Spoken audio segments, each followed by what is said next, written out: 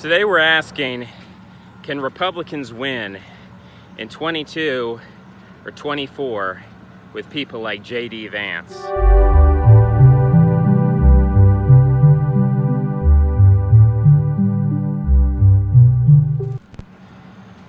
JD Vance just put out a statement recently where he criticized Ben Sasse.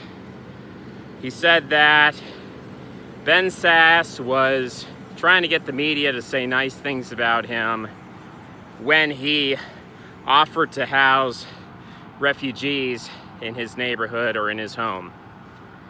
JD Vance took the opposite approach. JD Vance said, I don't care what the media says. These Afghanis, if we let them over here, these are his words I'm going to quote for you. He said, they are going to blow themselves up if you look at their wives in the wrong way. So when we look at that kind of statement, we have to put it in the context of 4 years of Donald Trump. When he came out and he said, we need a ban on Muslims entering the country until we can figure out what the heck is going on.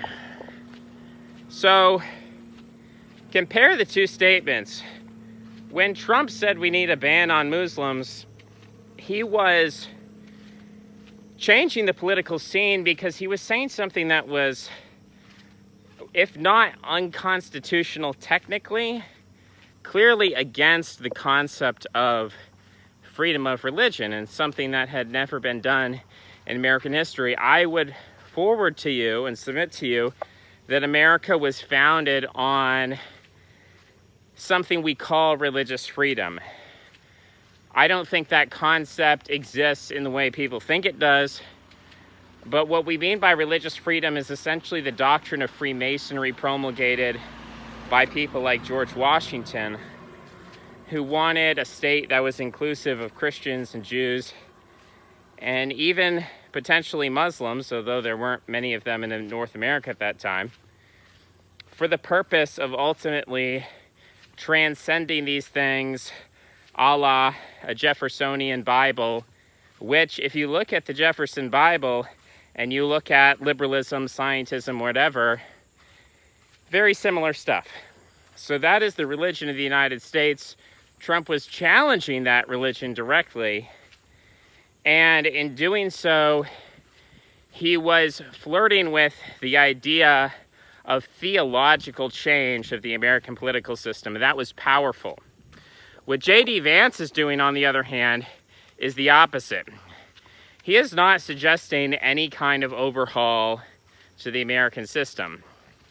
He's not suggesting that we change the way we do things or that we think about things. What he's suggesting instead is that we dog whistle and we say things that are offensive, but which don't really have any deeper meaning. Let's look just specifically at this claim that somehow Afghanis or Muslims in general are blowing themselves up if you look at their wife the wrong way. There's so many wrong things with that statement.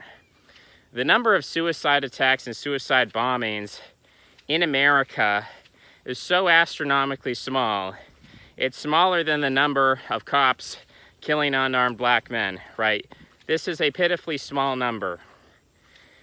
If you want to look at 9/11, that was a highly coordinated international terror state sponsored by Saudi Arabia and other governments. That was not a refugee coming over, blowing themselves up sporadically, which leads to the other point. This has nothing to do with their wives. This has to do with things like the political liberation of Palestine from Israeli occupation. That is martyrdom in the name of religion, of the name of a cause larger than yourself. It doesn't have to do with your ability to, live in the same. And by the way, if a Muslim woman is properly garbed, no one's going to be looking at her the wrong way. The whole thing is so stupidly racist, I have to think it's intentional. JD Vance is a Yale graduate. I don't imagine that he actually believes the words he's saying. If you look back in the archives, the reason he voted against Donald Trump in 2016 for Evan McMullin is because he said Trump was too racist against Muslims, and that offended him. He thought that was abominable, reprehensible, all the rest. So why? Has he had a change of heart? No. He is looking at the Republican voter base, and he's doing the same thing that Republicans have been doing since Nixon, which is dog whistles without substance. I am disgusted by that. I'm disgusted by JD Vance. The question is, will it work? As a Yale graduate, I don't think JD Vance would be doing this if he didn't think it would work. He believes that this is the way you appeal to the base. You say things that are politically incorrect, that don't actually challenge the status quo in any meaningful way, and people vote for you against the Democrats who nag and act like nannies and hall monitors. So this dynamic is sad. And what it tells us is that the American voter is not especially intelligent, either politically or emotionally. They have very little self-awareness and are easily captured by charlatans, snake oil salesmen, demagogues. But, you know, it would be interesting at least if these demagogues were chaotic. That's what people said about Trump. He was the chaos candidate. JD Vance is not a chaos candidate. JD Vance is Yale educated, Ivy League educated. He is part of the establishment. And this is what we're going to see. And this, unfortunately, is a winning strategy. Now, when I say winning strategy, does that mean the Republicans will ever get anything done that actually rolls back or challenges the status quo or challenges the Democrat agenda? No. What it means is that they can win votes because the Democrats are so old, so obnoxious, such charlatans, that it's a race to the bottom. The American voter is looking at the two sides and asking which one is worse. And it's basically a coin toss between people who want to ruin your life and people who don't care about you and are willing to lie to you and say they're going to do something when they're actually not. I personally think that on this front, the Democrats are better from a certain moral perspective. I'd rather have somebody tell me he hates me and he wants to get rid of me, but he's honest, rather than someone who says he's going to save me. He's going to lift me up from the cliff, but then he's just going to, you know, Lion King style, throw me down. So I'm disgusted by JD Vance, but it is a winning strategy. And I do expect Republicans to make gains in 2022. And I do expect them to have a chance of winning the presidency in 2024.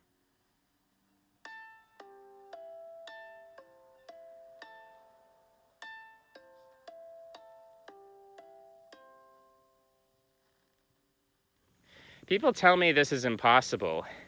I think these people have been brainwashed by nationalist rhetoric that supported Donald Trump. Essentially, the Trump campaign has put forth this concept of a demographic winter, that if we don't have enough white people, that Republicans can never win again.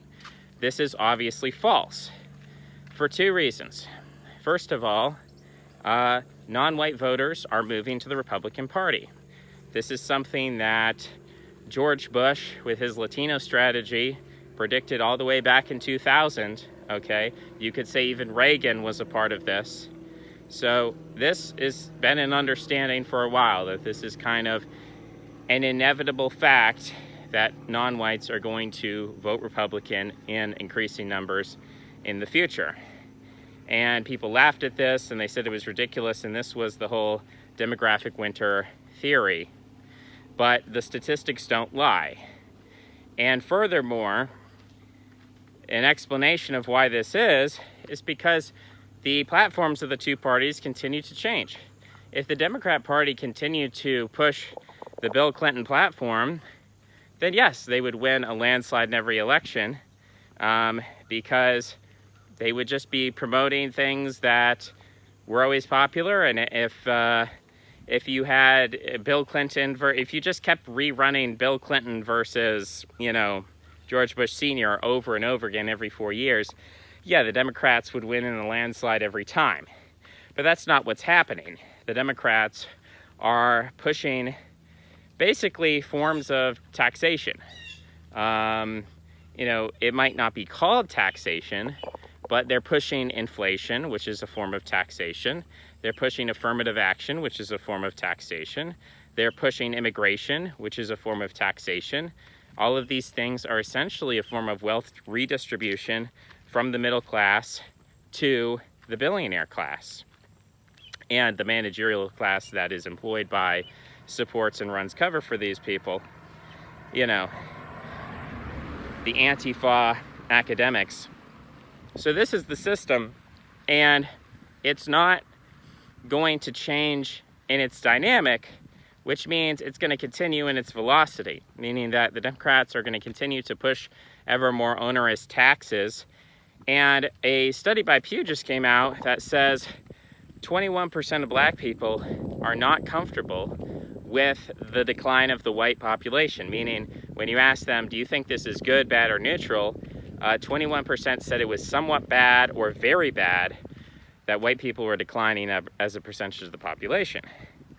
So, that is a large number if you think about the concept of just 8 years ago or something, or 4 years ago, for 2012, I guess, 8 years ago, they elected Obama, 90% plus for Obama.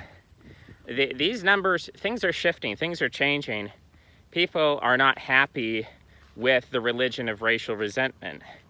It is being pushed on people. It is not natural. It is not normal.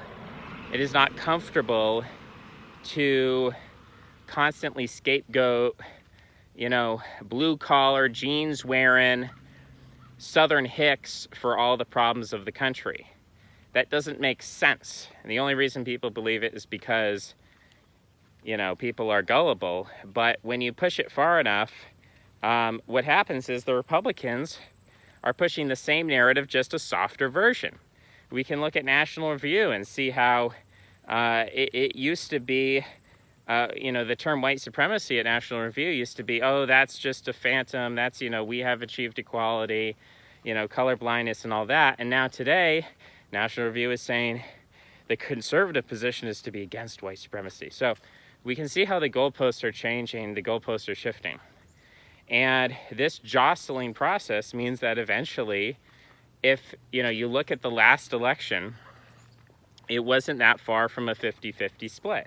So if we're not that far from a 50-50 split, we're eventually going to cross over the line.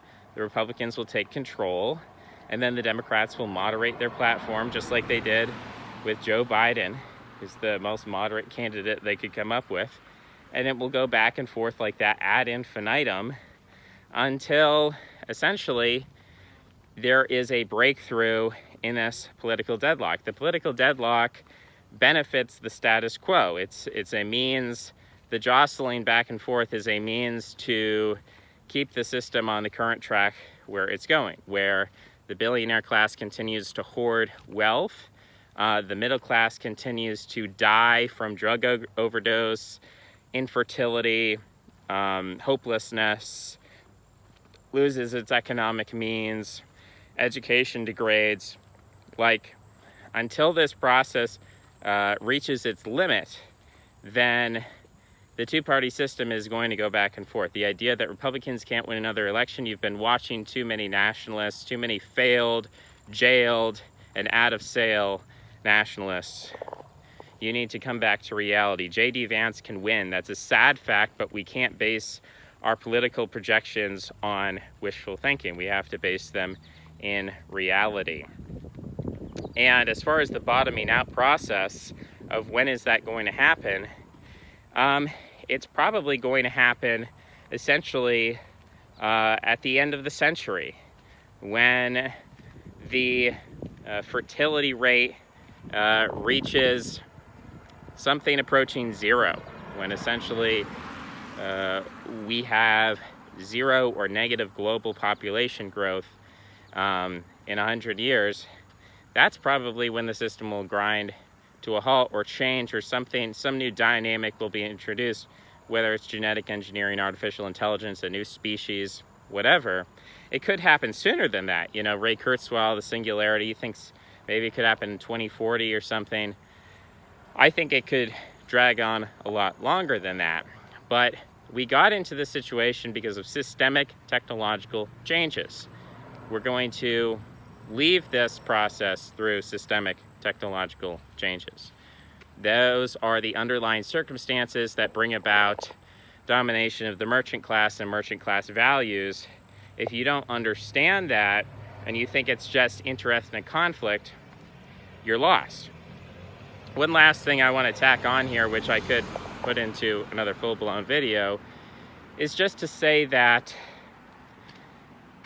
culture creates race. Race doesn't create culture.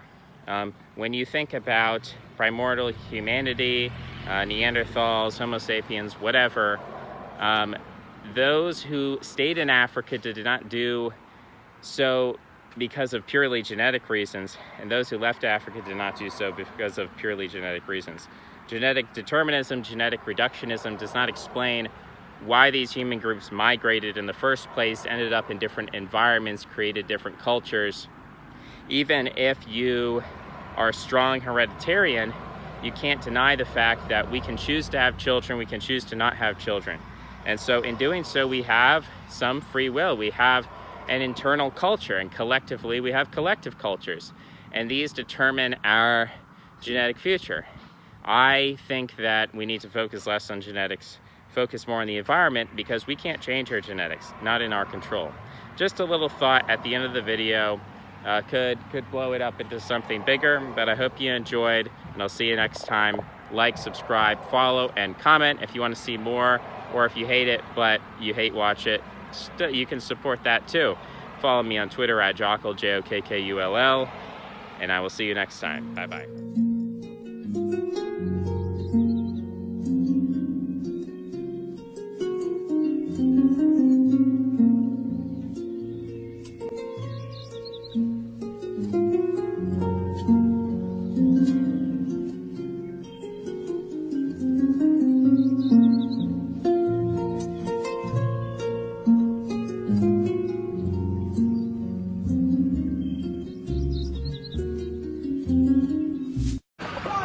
Nice. Subscribe. Very good. Nice. Beautiful. Very good. Beautiful. You're going to love it. If you love autism, you're going to love my channel. Okay, great. All right.